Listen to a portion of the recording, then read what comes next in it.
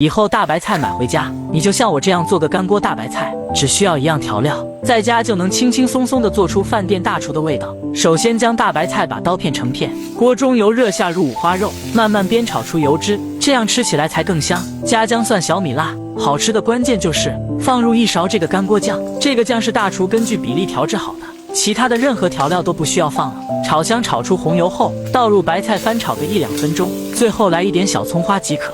是不是很简单？想吃你也收藏做起来吧。